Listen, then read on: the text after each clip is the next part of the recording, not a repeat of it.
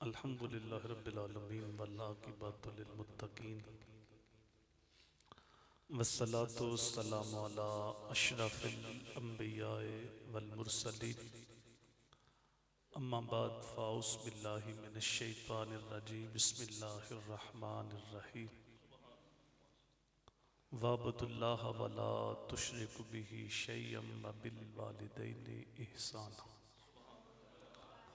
صدق اللہ العظیم اللہم نور قلوبنا بالقرآن وزین اخلاقنا بالقرآن ونجنا من النار بالقرآن وادخلنا فی الجنت بالقرآن قال اللہ تبارک و تعالی فی شان حبیبہ ان اللہ وملائکتہ یصلون علی النبی یا ایہا الذین آمنوا صلوا علیہ وسلموا تسلیما الصلاة والسلام علیک یا سیدی یا رسول اللہ وعلا آلک وصحابک وسلم علیک یا حبیب اللہ الصلاة والسلام علیک یا سیدی یا نبی اللہ وعلا آلک وصحابک یا سیدی یا نور اللہ۔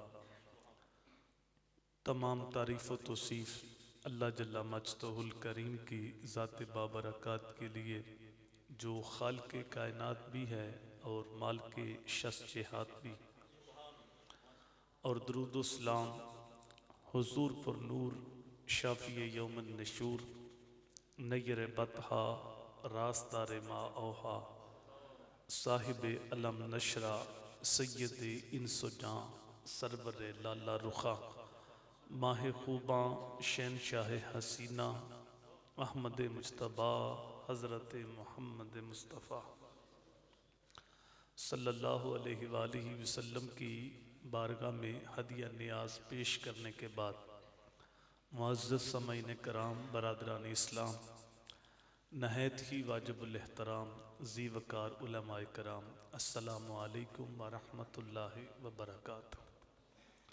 آج کی یہ بابرکت محفل عزت مآب حاجی محمد جاوید صاحب، محترم محمد ذوالفقار صاحب، برادر مکرم جناب محمد سہیل صاحب، محمد سرفراز صاحب کے والد گرامی کے سال ثواب کے لیے انہوں نے اپنے آقا و مولا حضور نبی رحمت صلی اللہ علیہ وآلہ وسلم کی بارگاہ میں اپنی عقیدتوں، ارادتوں اور محبتوں کا خراج پیش کرنے کے لیے منعقد کی۔ اللہ تعالیٰ کی بارگاہ میں دعا ہے اللہ تعالیٰ محفل کا لمحہ لمحہ اپنی بارگاہ میں قبول فرمائے۔ میں اختصار کے ساتھ کچھ باتیں آپ کے گوش گزار کرنی ہیں۔ اللہ تعالیٰ کی بارگاہ میں ہمیشہ یہ دعا رہی ہے کہ اللہ تعالیٰ میری زبان پہ سچی بات جاری فرمائے اور سچ سن سنا کے مجھے اور آپ کو قابل عمل باتوں پہ عمل کرنے کی توفیق عطا فرمائے۔ یقیناً احباب اور بھی تشریف لائیں گے، اگر آپ سارے تھوڑا تھوڑا سمٹ کے آپ کے آگے جو خالی جگہ اس کو پر کر دو تاکہ بعد میں آنے والوں کو گردنیں پھلانگ کے آگے نہ آنا پڑے۔ آپ سارے تھوڑا تھوڑا قریب ہو کے جتنا ممکن ہو آگے آ جائیں۔ ایک بار یہ سارے آگے ہو جائیں نا، درمیان میں خالی جگہ پر ہو جائے گی تو بعد میں جو آنے والے احباب ہیں ان کو گردنیں پھلانگ کے پھر آگے نہیں آنا پڑے گا، ان کو آسانی کے ساتھ پیچھے جگہ میسر آئے گی۔ حضرت آپ بھی تھوڑا سا آگے ہو جائیں، تھوڑا سا آگے ہو جائیں، یہ درمیان میں جگہ خالی پر کر دیں۔ یہ جو ڈبل آواز ہے اس کی سنگل کر دو بھئی، یہ کو بالکل بند کر دو۔ درود پاک پڑھیے، صلاۃ والسلام علیک یا رسول اللہ وعلا آلک وصحابک وسلم علیک یا حبیب اللہ۔ پورا سال ہی میرے حضور کا ذکر خیر ہوتا رہتا ہے، لیکن جو ہی ربیع الاول شریف کا چاند طلوع ہوتا ہے تو ایک بہار آ جاتی ہے۔ ربیع الاول شریف اپنا دامن سمیٹ چکا، لیکن حضور کے تذکار کی خوشبو ختم نہیں ہوئی۔ اتنا تذکرہ کسی کا نہیں ہوا جتنا سرکار مدینہ کا ہو رہا۔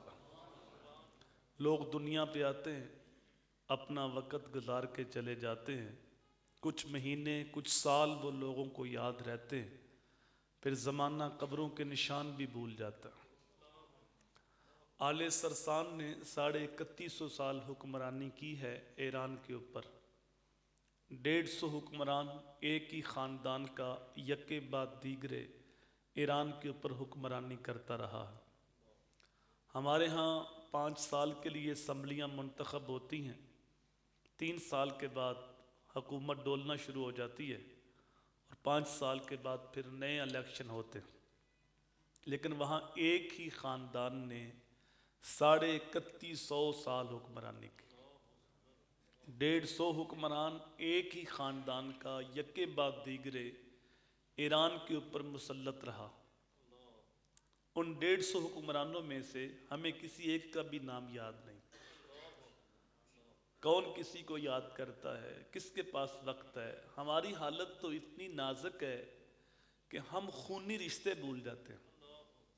عارف کھڑی رومی کشمیر میاں محمد بخش بولے، سہ سہ جوڑ سنگت دے ڈٹھے، اوڑک وتھاں پئیاں جنہ بنا ایک پل نساں جیندے ہو، شکلاں یاد نہ رہتی۔ شکلیں بھی یاد نہیں رہتی۔ اور مشتاق یوسفی نے کہا تھا، مٹ گیا مشتاق دل سے رنگ یاد رفتہ گاں، پھول مہنگے ہو گئے قبریں پرانی ہو گئی۔ 4 دن لوگ پھول ڈالتے ہیں، پھر قبر کا نشان بھی یاد نہیں رہتا۔ لیکن کیا وجہ ہے؟ 1400 سال سے اوپر عرصہ گزر گیا ہے، نہ تو عقیدتوں کے پھول مہنگے ہوئے ہیں اور نہ ہی گنبد خضرا کا رنگ پرانا ہوا ہے۔ صدیوں قبل میرے حضور دنیا پہ تشریف لائے تھے، لیکن ماحول کی تازگی بتاتی ہے جیسے کوئی کل ہی گزر کے گیا ہے۔ زمین سے آسماں تک، آسماں سے لامکاں تک ہے، کہاں کھولے تھے گیسو یار نے، خوشبو کہاں تک ہے۔ کائنات کا ذرہ ذرہ میرے حضور کے ذکر سے مہکتا ہے، اور اہل ایمان حضور کے ذکر سے اپنے دکھی دل کو تسکین دیتے ہیں۔ طبیعتیں مختلف ہیں۔ بعض لوگ پوچھتے ہیں تم یہ محفل میلاد کرتے ہو، یہ کہاں لکھا ہوا ہے؟ ایک طرف دلائل کی دنیا ہے، ہمارے علماء کرام دلائل انبار لگا دیتے ہیں، لیکن میرے شیخ طریقت قبلہ استاذی مکرم پیرزادہ محمد رضا ساکی مصطفی صاحب، آپ کا انداز تو بالکل سادہ ہے لیکن روحوں میں اترنے والا ہے۔ آپ بڑے دھیمے لہجے میں کہتے ہیں، کیا ذکر رسول کے لیے بھی کوئی دلیل چاہیے؟ کیا یہ ہو سکتا ہے بات پھول کی چل رہی ہو اور بلبل کو ناگوار گزرے؟ کیا یہ ممکن ہے کہ بات شمع کی ہو رہی ہو اور پروانہ کہے کہاں لکھا ہوا ہے؟ یا بات چاند کی چل رہی ہو اور قمری اس کی دلیلیں ڈھونڈے؟ فرماتے ہیں یہ بھی ممکن نہیں کہ بات سرکار مدینہ کی ہو رہی ہو اور امتی کہے کہاں لکھا ہوا ہے۔ امتی کے لیے تو اس سے بڑھ کے سرمایہ ہی کوئی نہیں۔ کوئی حضور کی صورت کی بات کر دے، کوئی حضور کی سیرت کی بات کرتے۔ امتی کا چہرہ تو کھل اٹھتا ہے اور وہ کہتا ہے میں خانہ سہارا دیتا ہے، نہ جام سہارا دیتا ہے، ہم کو تو فقط کملی والے کا ایک نام سہارا دیتا ہے۔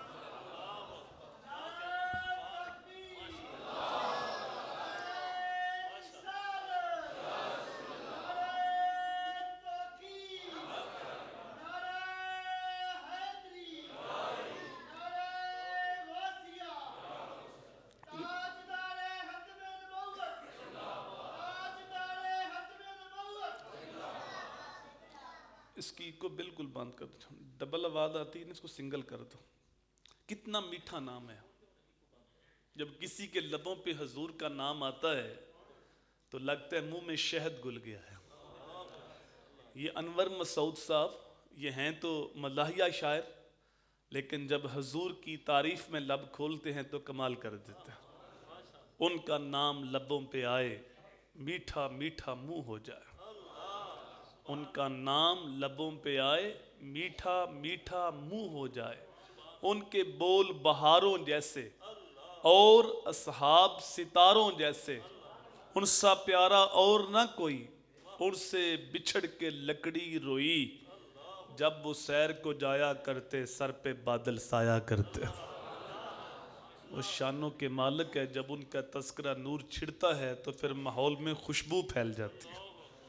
اور یہ عمل خلف سلف کے اندر بڑا محبوب تھا کہ وہ مل بیٹھ کے حضور کی آمد کے تذکرے کرتے اور اپنے دل کو تسکین دیتے۔ محدث ابن جوزی علیہ رحمہ یہ آج سے تقریباً 800 سال پہلے ہوئے، یہ لکھتے ہیں بیان الملاد النبی کے اندر کہ جہاں ایک مرتبہ محفل میلاد ہو پورا سال وہاں رحمت برستی رہتی ہے۔ بہت ساری آفتیں مصیبتیں جو اس گھر کا رخ کر چکی ہوتی ہیں محفل میلاد کی برکت سے اپنا راستہ تبدیل کر لیتی ہیں۔ ان محافل سے ہم دین سیکھتے تھے، ان محافل سے ہماری تربیت ہوتی تھی، ان محافل سے ہمارے عقائد پختہ ہوتے تھے، صالحیت کا نور بڑھتا تھا، حضور کی محبت کی سوغات تقسیم ہوتی تھی، حضور کی سیرت پہ عمل کا جذبہ ملتا تھا۔ لیکن کچھ اشروں سے یہ محافل وقتی ذوق، نعروں تک اور دعووں تک محدود ہو کے رہ گئی، اور جو اثر روح ہے وہ نکلتی جا رہی۔ آپ میری بات پہ اتفاق کریں گے کہ جتنا سچا سچا مسلک ہمارا ہے اللہ کے فضل سے کسی اور کا نہیں۔ ہر پاک ہستی کا ادب ہمارے دل میں موجود ہے، لیکن شاید کبھی ہم نے اس پہلو پہ غور نہیں کیا کہ ہم سچے ہونے کے باوجود دن بدن سمٹتے جا رہے ہیں اور باقی لوگ پھیلتے جا رہے ہیں۔ کیوں؟ جب سچے ہم ہیں تو پھیلنا ہمیں چاہیے۔ ایک وقت تھا کہ ہم پاکستان کے اندر 80% تھے، اب 50 سے بھی نیچے آ گئے۔ تو جب سچے ہم ہیں تو پھیلنا ہمیں چاہیے۔ ہم سکڑ گئے، سمٹ گئے، باقی لوگ پھیل گئے، کیوں؟ اس کی بہت ساری وجوہات ہو سکتی ہیں، لیکن ایک جو بنیادی وجہ ہے وہ یہ ہے کہ ہمارا شعور دین ناقص ہے۔ دین اسلام کے اندر کچھ چیزیں فرض ہیں، کچھ واجب ہیں، کچھ سنت ہیں اور کچھ مستحب ہیں۔ آپ جانتے ہیں سب سے جو اہم ہے وہ فرض ہے، اس کے بعد واجب ہے، اس کے بعد سنت ہے اور اس کے بعد مستحب ہے۔ لیکن ہماری تقریریں، ہماری تحریریں، ہمارے مناظرے، ہمارے مجادلے الا ماشاءاللہ مستحب کے گردی گھومتے ہیں۔ نتیجہ کیا نکلا؟ مستحب آگے آ گیا ہے، فرض پیچھے چلا گیا۔ جو اہم تھا اس کو ہم نے غیر اہم کر دیا ہے، اور جو اتنا اہم نہیں تھا اس کو ہم نے اہم کر دیا۔ یہی وجہ ہے ہماری پستی کی، زبوحالی کی۔ یاد رکھنے والی باتیں ہیں، دین اسلام کو 3 حصوں میں تقسیم کیا گیا ہے۔ دین اسلام کا جو خلاصہ ہے وہ 3 چیزیں ہیں۔ پہلی چیز ہے عقائد کا درست ہونا۔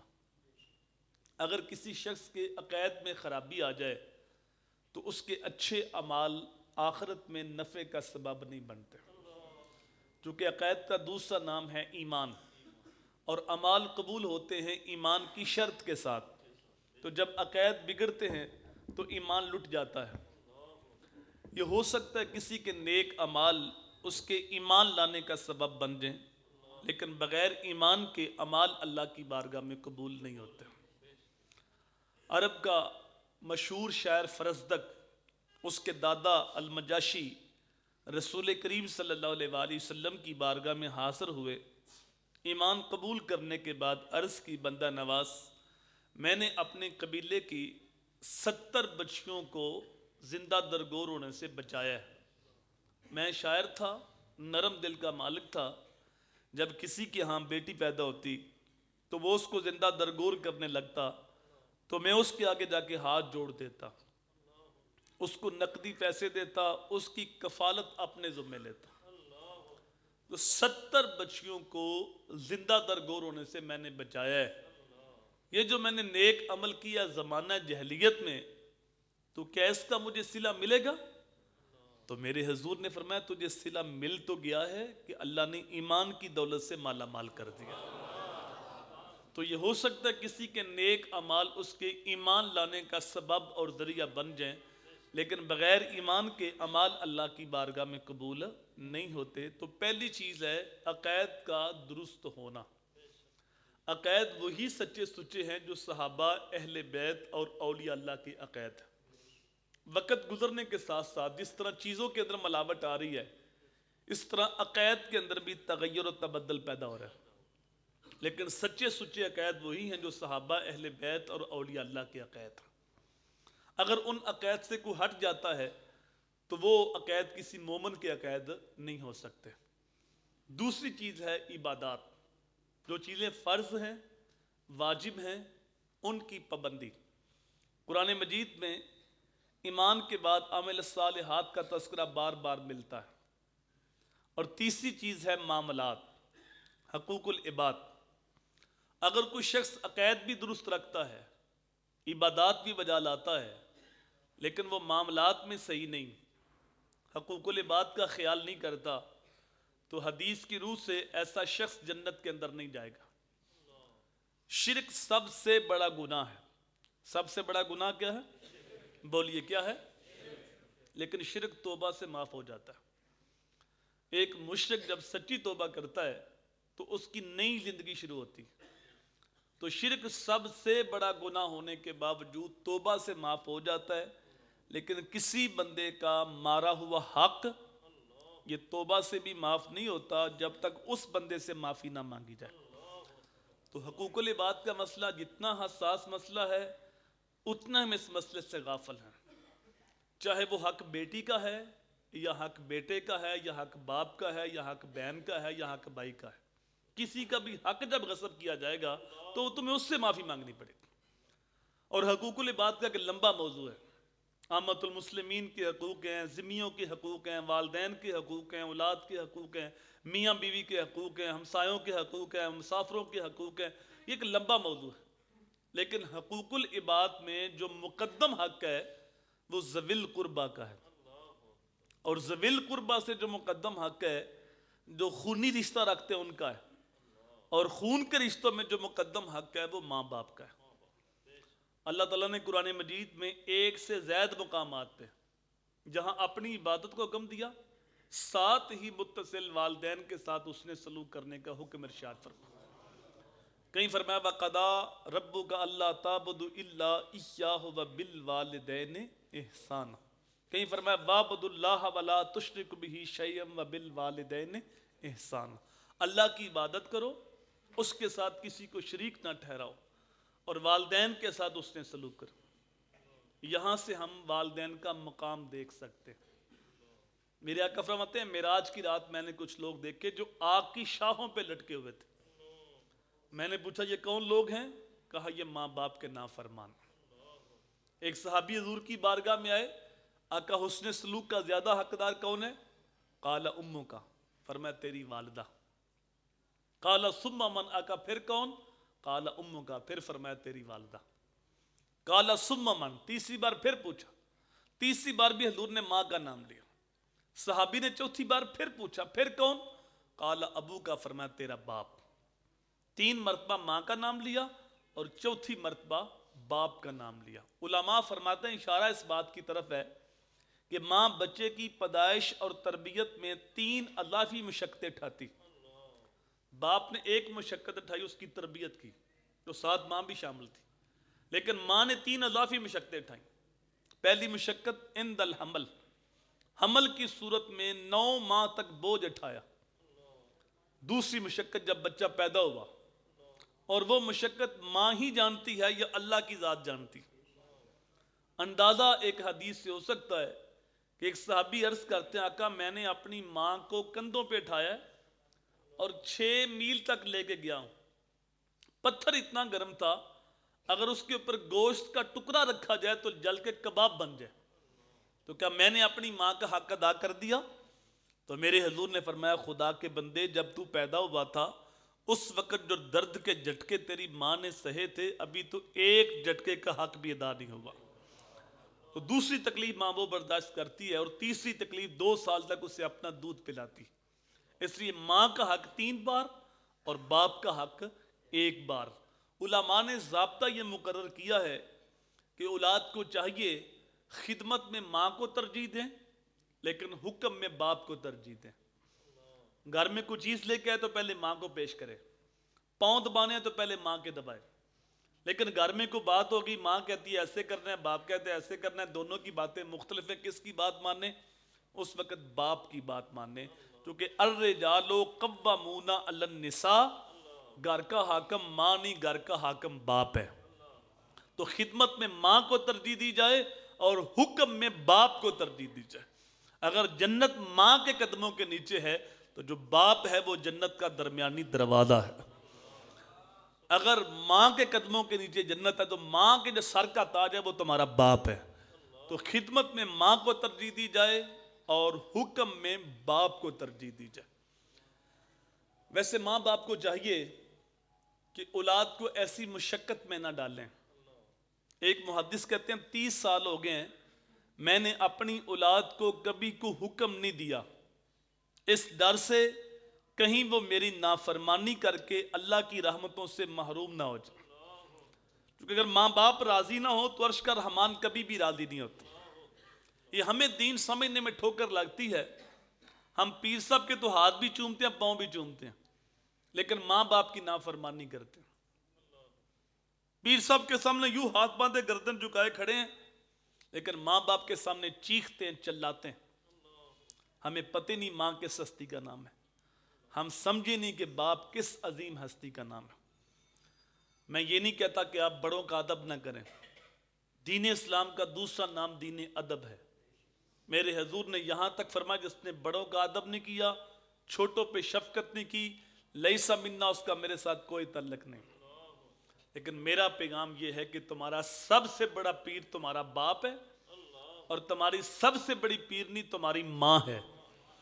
اگر ماں باپ کا دل دکھایا، ماں باپ کی نافرمانی کی، تو یہ مکے والا بابا تو شاہی کوئی نہیں، یہ پیڑھی والا بابا تو حیثیت ہی کوئی نہیں رکھتا، یہ 2 نمبر 4 نمبر 420 نمبر پیروں کی تو اوقات ہی کوئی نہیں۔ وقت کے ولی، وقت کے غوث بھی تمہارے حق میں دعا کرے تو ان کی دعا بھی تمہارے حق میں قبول نہیں ہوگی۔ پیر صاحب سے فیض تب ملے گا جب ماں باپ راضی ہوں گے، اور اگر ماں باپ کا دل دکھ گیا تو پھر غوث اعظم سے بھی فیض نہیں مل سکتا۔ بڑے عالم تشریف فرما ہے، میں ایک طالب علم ہوں، لیکن میں نے کسی حدیث میں نہیں پڑھا کہ اللہ کے ولی کے چہرے کی زیارت کرنے سے حج کا ثواب ہوتا ہے۔ اگرچہ ثواب ہوتا ہے لیکن حج کا نہیں ہوتا۔ میں نے کسی حدیث میں نہیں پڑھا کہ کعبۃ اللہ کو دیکھنے سے حج کا ثواب ہوتا ہے، اگرچہ ثواب ہوتا ہے۔ میں نے کسی حدیث میں نہیں پڑھا کہ قرآن مجید کو دیکھنے سے حج کا ثواب ہوتا ہے، اگرچہ ثواب ہوتا ہے۔ آپ 15 لاکھ روپے لگائیں، پرائیویٹ حج کر کے آئیں، ہر چکر پہ حجر اسود کو بوسے دیں، لیکن گارنٹی کے ساتھ نہیں کہہ سکتا کہ میرا حج قبول ہے۔ وہ قبول کرے یا رد کرے وہ بے نیاز ہے، لیکن یہ جملہ دل کی تختی پہ نوٹ کر لو، اور جن کے ماں باپ زندہ ہیں ان کی قدر کر لو۔ ماں باپ وہ عظیم ہستیاں ہیں جس نبی کا ہم کلمہ پڑھتے ہیں، جس سونے کے نام کی محفل سجائی ہے، اس محبوب کا فرمان ہے کہ ماں باپ وہ عظیم ہستیاں ہیں جس نے محبت کے ساتھ ماں کے چہرے کو دیکھا یا باپ کے چہرے کو دیکھا، اللہ اس کو مقبول حج کا ثواب عطا فرمائے گا۔ صحابی عرض کرتا ہے بندہ نواز کو دن میں 100 بار دیکھے، تو اسماعیل حقی لکھتے ہیں روح البیاں کے اندر، میرے حضور نے فرمایا 100 کیا تم 1000 بار بھی دیکھو، اللہ 1000 حج کا ثواب عطا فرمائے گا۔ تم دیکھ دیکھ کے تھک جاؤ گے، اللہ ثواب دیتا ہوگا نہیں تھکتا۔ یہ وہ ہستیاں ہیں جن کے بارے قرآن بولتا ہے کہ تم ان کے سامنے اف بھی نہیں کہہ سکتے، اونچی سانس بھی نہیں لے سکتے۔ ایک نبی کریم کی ذات کے بارے فرمایا لا ترفعوا اصواتکم فوق صوت النبی، خبردار نبی کی آواز سے اپنی آواز کو اونچا نہیں کرنا، اگر آواز اونچی ہو گئی ان تحبط اعمالکم، تمہارے سارے اعمال ضائع ہو جائیں گے۔ اور دوسرا ماں باپ کے بارے فرمایا کہ تم ان کے سامنے اف نہیں کہہ سکتے۔ یہ وہ ہستیاں ہیں جب تک زندہ ہیں ان کے حقوق پورے نہیں ہوتے، اور جب یہ فوت ہو جائیں تو 4 حق پھر بھی اولاد کے ذمہ رہتے ہیں۔ پہلا حق ان کی نماز جنازہ پڑھنا، تجہیز، تکفین، تدفین اس کے اندر شامل ہے۔ دوسرا حق ان کے لیے مسلسل مغفرت کی دعا کرتے رہنا۔ علماء نے لکھا ہے جو بندہ ہر روز اپنے ماں باپ کے لیے مغفرت کی دعا کرتا ہے، ماں باپ زندہ ہیں تب بھی، ماں باپ فوت ہو گئے تب بھی، کہ اس کا وظیفہ ہے کہ ہر روز ماں باپ کے لیے مغفرت کی دعا کرتا ہے، پوری زندگی اس کے رزق میں بے برکتی نہیں آ سکتے۔ اور تیسرا حق یہ ہے کہ ان کے وعدوں کو پورا کرنا۔ اگر وعدہ کیا تھا کسی غریب کے ساتھ، کسی مسکین کے ساتھ، کسی مسجد و مدرسے کے ساتھ، والدین چلے گئے، وعدہ پورا کرنے کی نوبت نہیں آئی، اولاد کی ذمہ داری ہے وعدہ پورا کرنا۔ چوتھا حق، اگر باپ فوت ہو گیا تو باپ کے جو بہن بھائی ہیں، باپ کے جو رشتہ دار ہیں، باپ کے جو دوست ہیں، ماں فوت ہوگی تو ماں کی جو سہیلیاں ہیں، ماں کے جو بہن بھائی ہیں، ان کے ساتھ اس نے سلوک کرے۔ یہ 4 حق اولاد کے ذمہ رہتے ہیں ماں باپ کے جانے کے بعد بھی۔ اب مجھے یہاں آپ کی توجہ درکار ہے، ایک مرتبہ پھر سمٹ جائیں، آنے والے گردنے پھلانگ کے آگے آئیں گے، جو درمیان میں خالی جگہ اس کو پر کر دیں۔ ایک مرتبہ آپ کے آگے جو خالی جگہ اس کو پر کر دیں۔ احباب اور بھی تشریف لا رہے ہیں، ان کو پیچھے آسانی سے جگہ مل جائے گی۔ سارے تھوڑا تھوڑا اپنے جسم کو حرکت دے کے نا قریب آ جائیں۔ درود پاک پڑھیے۔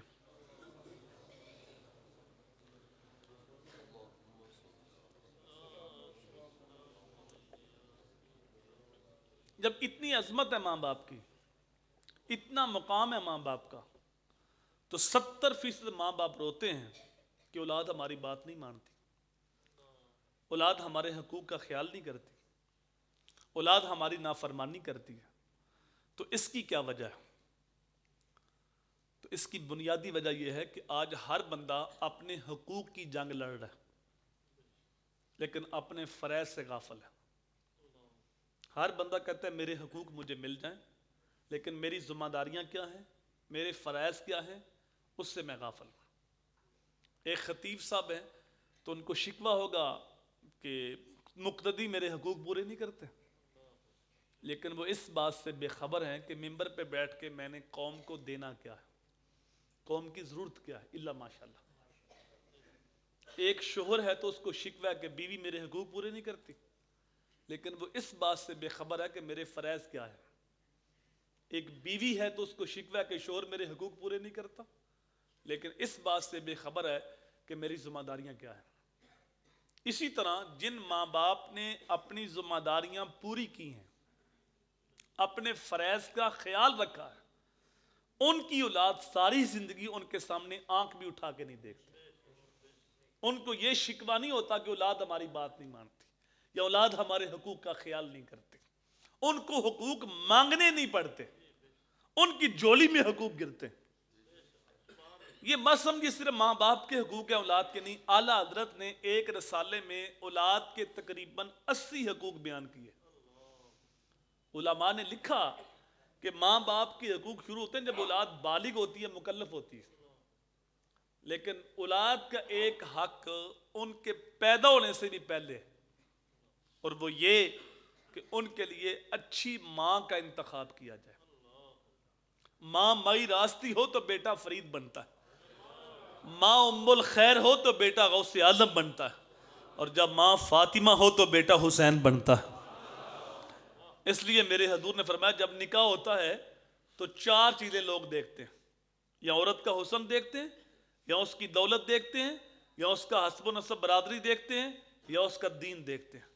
کہا میرے غلاموں تم نہ حسن دیکھو، نہ تم دولت دیکھو، نہ تم حسب و نسب دیکھو، تم صرف دینداری دیکھو کہ دیندار عورت کون ہے، اور کل میرے بچوں کی اچھی ماں کون ثابت ہوگی۔ وہ ایک ماں ہی تھی نا جو اپنے پتر کو قاری صاحب کے پاس لے کے قرآن پاک پڑھنے کے لیے، لیکن بچہ اتنا قابل تھا کہ اس نے 18 سپارے زبانی سنا دیے۔ قاری صاحب نے کہا جہاں سے یہ پڑھے آگے بھی پڑھ لیتے۔ کہا میں نے کسی قاری صاحب سے نہیں پڑھا، بلکہ 18 پاروں کی میری ماں حافظہ تھی۔ جب ماں کی شکم میں تھا اس وقت بھی قرآن سنتا تھا، جب ماں کی گود میں آیا اس وقت بھی قرآن سنتا تھا، ماں دودھ پلاتی ساتھ قرآن پڑھتی، ماں لوری دیتی لبوں پہ قرآن کی آیتیں ہوتی، گھر کے کام کاج کرتی ساتھ قرآن کی تلاوت کرتی۔ یہ 18 پارے میں نے ماں کی گود میں یاد کر لیے۔ یہی بچہ بڑا ہو کے وقت کا غوث شیخ عبد القادر جیلانی بنتا۔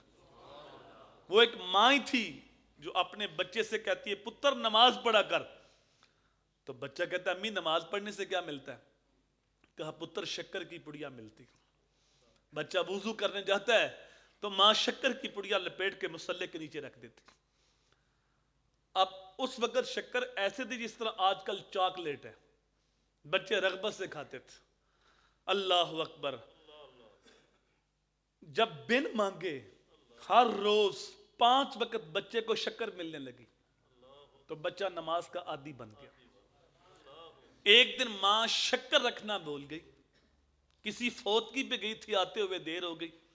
جب نماز کا وقت ہوا تو اللہ کی بارگاہ میں جولی پھیلا کے عرض کرتی ہے باری تعالیٰ میں نے بڑی محنت کے ساتھ بچے کے دل میں نماز کی محبت پیدا کی ہے، میری محنت کو ضائع نہ کرنا. آنکھوں میں آنسو لے کے تیز تیز قدم اٹھاتی رب کی بارگاہ میں التجا کرتی گھر پہنچی اور گھر آتی کہا بیٹا اٹھو نماز پڑھ لو. لیکن بچے نے کہا امی آپ گھر میں نہیں تھی، میں نے نماز پڑھ لی ہے، لیکن آج تو نماز کا سرور بھی الگ تھا، آج شکر کا ذائقہ بھی الگ تھا. ماں شکر رکھنا بھول گئی تو رب نے شکر عطا کر دی. یہی بچہ بڑا ہو کے بابا فرید گنج شکر بنتا ہے. گود ماں دی ہے درسگاہ پہلی، ایتھو زندگی دا نصب و لین بنتا ہے. ایتھو داتا خواجہ فرید بن کے دکھی دلان دے واسطے چین بنتا ہے. شرم و حیا دی ماں جے ہووے پیکر پھر پتر بھی غوث ثقلین بنتا ہے. سیدہ خاتون جنت جے ماں ہووے طاہر پھر لال بھی سخی حسین بنتا ہے. تو یہ پہلا حق ہے اولاد کا کہ ان کے لیے اچھی ماں کا انتخاب کیا جائے. مرد دیندار ہو تو دین گھر تک پہنچتا ہے، عورت دیندار ہو تو دین نسلوں تک پہنچتا ہے. تو یہ پہلا حق ہے. اور بھی بہت سارے حقوق ہیں، لیکن فرمایا جب 7 سال کا بچہ ہو جائے تو اس کو نماز کی تلقین کرو.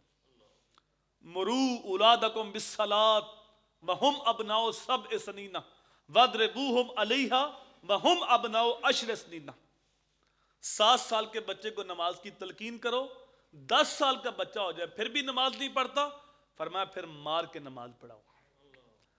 مجھے بتاؤ اگر ہم نے اس حدیث پر عمل کیا ہوتا تو آج ہماری مسجد نمازیوں سے بری نہ ہوتی. آج سکول آباد ہیں، کالج آباد ہیں، مسجد بے آباد ہیں. کیوں؟ وہ ذمہ داری ماں باپ نے لی. بچہ شعور کی وادی میں قدم رکھتا ہے، ماں کہتی ہے بیٹا اچھا پڑھ جاؤ، ہمارے پاس ڈگری اچھی ہوگی تو جاب اچھی ہوگی، جاب اچھی ہوگی تو مستقبل اچھا ہوگا. اب بچوں کی دوڑ لگ گئی ایک دوسرے سے آگے بڑھنے کے لیے. سوچ کے بتاؤ جس مستقبل کی فکر ہم نے اپنی اولاد کو دی ہے اس مستقبل کی عمر کتنی؟ شیخ سعدی بولے ایک سانس کا بھی نہیں پتا. جو سانس اندر ہے اس نے پتہ نہیں باہر آنا ہے کہ نہیں، اور جو باہر ہے اس نے پتہ نہیں اندر جانا ہے کہ نہیں. یہ پچھلے مہینے کی بات ہے.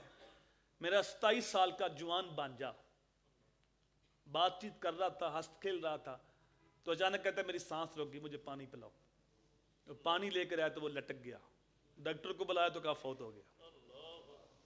میرے حضور فرماتے ہیں موت اتنی قریب ہے، نماز پڑھنے کے بعد ایک طرف سلام پھیر لیا ہے، پتہ نہیں دوسری طرف سلام بھی پھیرنے کا موقع ملتا. ہوئے نامور بے نشان کیسے کیسے، زمین کھا گئی نوجوان کیسے کیسے. یہ اٹھتے جنازے، یہ پھیلی ہوئی قبریں، یہ ہارٹ اٹیک، یہ بم دھماکے، یہ ایکسیڈنٹ، یہ کرونا وائرس ہمارے لیے کوئی پیغام ہے بھائی. جہاں میں ہے عبرت کے ہر سو نمونے، مگر تجھ کو اندھا کیا رنگ و بو نے. کبھی غور سے یہ دیکھا ہے تو نے جو آباد تھے وہ محل اب ہیں سونے. جگہ جی لگانے کی دنیا نہیں ہے، یہ عبرت کی جا ہے تماشا نہیں. تجھے پہلے بچپن نے برسوں کھلایا، جوانی نے پھر تجھ کو مجنوں بنایا. بڑھاپے نے آ کے کیا کیا ستایا، اجل تیرا کر دے گی بالکل صفایا. جگہ جی لگانے کی دنیا نہیں ہے، یہ عبرت کی جا ہے تماشا نہیں. ایک مستقبل مرنے کے بعد شروع ہوگا، برزخ کی زندگی نہ ختم ہونے والی، اور قیامت کا ایک دن 50,000 سال کے برابر. اس کی فکر میرے رب نے تھی. یا ایھا الذین آمنوا اتقوا اللہ ولتنظر نفس ما قدمت لغد. اے ایمان والو اللہ سے ڈر جاؤ اور ہر جان یہ سوچے کہ اس نے آنے والے کل قیامت کے لیے آگے کیا بھیجا.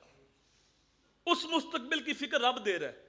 یہ مستقبل اگر مل بھی جائے نا تو ماہرین نے 45 سال عمر نکالی ہے، ایوریج عمر 60-70 سال لگا لو، یہ ساری زندگی 50-60 سال کی، اور اس کا ایک دن 50 دن کے برابر نہیں، 50 ماہ کے برابر نہیں، 50 سال کے برابر نہیں، 50-100 سال کے برابر نہیں، میرے بھائی ایک دن 50,000 سال کے برابر۔ میں اور آپ غور کریں کہ ہم اپنی اولاد کے ساتھ محبت کر رہے ہیں یا دشمنی کر رہے ہیں؟ یہ فکر دی، وہ فکر کیوں نہیں دی؟ جو ماں باپ یہ کہہ سکتے ہیں بیٹا اچھا پڑھ جاؤ تمہارا مستقبل سنور جائے گا، وہ یہ بھی کہہ سکتے ہیں بیٹا نمازی بن جاؤ تمہاری آخرت سنور جائے گی۔ لیکن ماں باپ نے ذمہ داری پوری نہیں کی۔ توجہ چاہوں گا، جب ماں باپ ذمہ داری پوری نہیں کرتے تو پھر ساری زندگی اولاد کے دل میں فرض کی محبت پیدا نہیں ہوتی۔ اس کی 20 مثالیں میں آپ کو دے سکتا ہوں، لیکن 2-3 مثالیں سن لیں۔ سال کے بعد محفل میلاد ہوتی ہے مسجد میں، عشاء کے بعد محفل تھی، اور ہم نے سوچا کہ عشاء کی نماز ہو جائے بعد میں جائیں گے۔ اب نماز فرض ہے، محفل میں آنا مستحب ہے۔ جو میں نے کہا تھا ہمارا شعور دین ناقص ہے، فرض کو اہمیت نہیں دی، مستحب کو اہمیت دی۔ اور پھر آج کل ہماری محفلیں اتنی لمبی ہوتی ہیں، رات کے 12-1 بج جاتا ہے، صبح پکے نمازی بھی غائب ہوتے ہیں، جو پڑھتے تھے وہ بھی گئے۔ ایسی محفل پہ نہ اللہ راضی ہے نہ اللہ کا رسول راضی۔ فرض کی اہمیت اپنی، اس کے بعد واجب کی اپنی، اس کے بعد سنت۔ محفل چوتھے درجے پہ، مستحب کے درجے پہ آتی ہے، تو ہم نے مستحب کو ترجیح دی لیکن فرض کو ترجیح نہیں دی۔ سال میں 2 راتیں آئیں جب ہماری مسجدوں میں رش تھا، مسجدیں بری ہوئی تھی، شب برات اور شب قدر، لیکن عشاء وقت 1.5 صف تھی، گھنٹے بعد مسجد بھر گئی تھی، لوگ آئے، توبہ کی، نفل پڑھے، آنسو بہائے، چلے گئے، اور فجر وقت پھر 1 صف تھی، نہ عشاء پڑھی نہ فجر پڑھی، اور درمیان میں ہم نے توبہ بھی کی۔ اور میرے آقا فرماتے جو بندہ توبہ بھی کرتا ہے اور گناہ چھوڑنے کا ارادہ بھی نہیں رکھتا، ایسا بندہ اپنے رب کے ساتھ مذاق کر رہا ہے۔ توبہ بھی کر رہا ہے، نماز فجر کی نہیں پڑھ رہا، توبہ بھی کر رہا ہے، سودی کاروبار بھی چل رہا ہے، توبہ بھی کر رہا ہے، جھوٹ بھی چل رہا ہے، ایسی توبہ کا فائدہ کیا؟ ہم تو اس طرح کے عاشق ہیں، 12 ربیع الاول کو بھی نا جلوس لے کے مسجد کے پاس سے گزر گئے اور نعرے مار رہے تھے غلام کی رسول میں موت بھی قبول ہے، غلام کی رسول میں موت بھی قبول ہے۔ اندر زور کی جماعت ہو رہی تھی، ہمیں موت قبول ہے لیکن نماز قبول نہیں۔ اگر واقعی موت قبول ہوتی تو کم از کم اپنے اندر اترتا، کچھ اپنے سے سوال کرتا۔ کچھ مسئلے ایسے بھی ہوتے ہیں بندہ اندر سے پوچھتا ہے، ہر مسئلہ مفتی صاحب سے نہیں پوچھا جاتا، کوئی اندر بھی ایک مفتی بیٹھا ہوا ہے۔ وہ کہا نا اقبال نے، اپنے من میں ڈوب کر پاجا سراغ زندگی، میرا نہیں بنتا نہ بن اپنا تو بن۔ یہ محافل، یہ درس قرآن، یہ جلسے ہمارے اندر اترنا چاہیے نا، ہمیں دیکھنا چاہیے کہاں کھڑے ہیں۔ یہ فقط کانوں کا چسکا نہیں کہ وقتی طور آئیں، ذوق لیں اور چلے جائیں، یہ خود کلامی کرنی ہے۔ کبھی دیکھیں کہ نماز اتنی اہم ہے کہ جب نماز کے لیے کعبۃ اللہ کا طواف رک سکتا ہے تو میرا جلوس نہیں رک سکتا۔ 24 گھنٹوں میں کعبے کا طواف 1 منٹ بھی نہ رکا، لیکن جو ہی نماز کا وقت آیا تو کعبے کا طواف بھی رک گیا۔ تو یار جب کعبے کا طواف رک سکتا ہے تو پھر میرا کاروبار بھی رک سکتا ہے، میرا جلوس بھی رک سکتا ہے، پھر باقی کام بعد میں ہوں گے، نماز پہلے ہوگی۔ نماز اتنی محبوب تھی میرے حضور کو، جب نماز کا وقت ہوتا یہ نہ کہتے اذان کو ہو، بلکہ فرماتے ارہنا یا بلال، ارہنا یا بلال، بلال اٹھو ہمارے دل کو راحت پہنچاؤ۔ اذان ہو تو میرے حضور کے دل کو راحت پہنچتی ہے، اور امتی نماز پڑھے تو نبی کی آنکھیں ٹھنڈی ہوتی۔ تو وہ کیسا عاشق ہے جو 5 وقت نماز پڑھ کے اپنے نبی کی آنکھیں بھی ٹھنڈی نہیں کرتا؟ میں تو ایسے عشق سے واقف نہیں ہوں جس میں رب کو سجدہ نہ ہو، میں تو حسین کے عشق کو مانتا ہوں۔ 30 لاشیں پڑے تھے، ظہر کا وقت ہوتا ہے تو آپ اپنے جھنڈا بردار سے کہتے ہیں شمر سے کہو جنگ روک، میں نے نماز پڑھنی۔ یہ میرے آپ کے لیے پیغام تھا کہ بعد میں آنے والوں، آل رسول سے محبت کا دم بھرنے والوں، اپنی نمازوں میں آل محمد پہ درود پڑھنے والوں، سن لو 30 لاشیں پڑے، حسین کو پھر بھی نماز کی فکر ہے۔ لیکن وہ بد نصیب لوگ تھے، اس نے کہا تم نماز نہ پڑھو تمہاری نماز ہی نہیں ہوتی۔ تو آپ نے یہ نہیں کہا کہ مشکل وقت آ گیا ہے لڑو شہید ہو جو، بلکہ فرمایا آدھے ان کے سامنے جنگ کرو اور آدھے صفحے بنا کے نماز پڑھو. آنے والوں کو خبر ہو کہ نماز اس حال کے اندر بھی معاف نہیں. میں تو علی کے عشق کو مانتا ہوں جن کی ایک نماز قضا ہوئی تھی آنکھوں میں آنسو آ گئے تھے. اب وہ جو قضا ہوئی تھی وہ غفلت میں قضا نہیں ہوئی تھی. علماء سے پوچھو وہ حضور کی اطاعت میں قضا ہوئی تھی. حضور کا سر انور گود میں تھا, حضور کے چہرے کی زیارت کر رہے تھے. اللہ نے قرآن میں کہا ہے من یطیع الرسول فقد اطاع اللہ, جس نے رسول کی اطاعت کی اس نے اللہ کی اطاعت کی. وہ غفلت کی قضا نہیں تھی, وہ اطاعت رسول میں قضا تھی. تو پھر قضا پڑھ لیتے, شریعت کا مسئلہ ہے قضا ہو تو قضا پڑھ لو. روئے کیوں تھے میرے بھائی؟ روئے اس لیے تھے کہ علی نے کبھی قضا پڑھی نہیں تھی, قضا پڑھنے کی عادت نہیں تھی, کبھی قضا ہوئی نہیں تھی. یہ پہلا موقع تھا قضا ہوئی تو اتنا دکھ ہوا کہ آپ رو پڑے. پھر میرے حضور نے سورج کو واپس پلٹایا. علی نے اس دن بھی قضا نہیں پڑھی, اس دن بھی ادا ہی پڑھی. ہم کیسے علی کے ساتھ محبت کرنے والے جو نماز کے قریب نہیں جاتے. ذرا اس حدیث کی گہرائی میں اتریے. وہ نبی جو اپنی امت سے اتنا پیار کرتے ہیں, فرماتے ہیں لو تدخلوا شوکۃ فی رجل احدکم لوجدت علمها. اے امتی اگر تیرے پاؤں میں کانٹا بھی چپ جائے نا اس کی تکلیف مجھے ہوتی. جو اپنی امت کے پاؤں میں کانٹا چبھنا بھی گوارا نہیں کرتے, وہ فرماتے ہیں 10 سال کا بچہ ہو جائے پھر بھی نماز نہ پڑھے, پھر سختی سے نماز پڑھاؤ. حالانکہ بھی نماز فرض نہیں ہوئی, فرض تب ہوگی جب وہ بالغ ہوگا. تو اتنی سختی کیوں؟ میرے حضور نفسیات کو جانتے ہیں کہ آج تھوڑی سی سختی پہ یہ نمازی بن گیا تو بالغ ہونے سے پہلے پہلے نماز کی پکی عادت بن جائے گی اور پھر ساری زندگی نماز چھوٹے گی نہیں, اور یہی نماز اس کا ہاتھ پکڑ کے اس کو جنت کے اندر لے کے جائے گی. اور اگر یہ نمازی نہ بنا تو امتی تو حضور کا ہے, تو حضور نہیں چاہتے کہ میرا امتی جہنم میں جائے. وہ ایک خاتون آئی نا عالم دین کے پاس, کہا میرا بیٹا صبح کی نماز کے لیے اٹھتا نہیں. تو عالم دین نے پوچھا میری بہن جس کمرے میں تیرا بیٹا سویا ہے اگر اس کمرے میں آگ لگی تو کیا کرو گی؟ کہا پھر بیٹے کو بچاؤں گی, چاہے کھینچ کے باہر لاؤں, پانی چھڑکوں, سختی سے اٹھاؤں, آگ سے تو بچانا. تو عالم دین رو پڑے, کہا میری بہن اس آگ سے بچانے کے لیے اتنی کوشش کرتی ہو تو جہنم کی آگ تو اس آگ سے 70 گنا تیز ہے. رب کا قرآن بولتا ہے یا ایھا الذین آمنوا قوا انفسکم واہلیکم نارا, اے ایمان والو اپنے آپ کو اور اپنے گھر والوں کو جہنم کی آگ سے بچا لو. تو جب اس آگ سے بچانے کے لیے کوشش کرتی ہو تو پھر تمہیں جہنم کی آگ سے بچانے کے لیے بھی کوشش کرنا ہوگی. تو ہماری ذمہ داری ہے کہ اپنی اولاد کو بالغ ہونے سے پہلے پہلے نماز کا پکا عادی بنا دیں. یہ تب ہوگا جب ہم خود نماز پڑھیں گے. بعض آتے ہیں لوگ ہمارے پاس, جی اے بچے نو سمجھاؤ نماز پڑھے. چلو میں نہیں پڑھتے آئے تے پڑھے.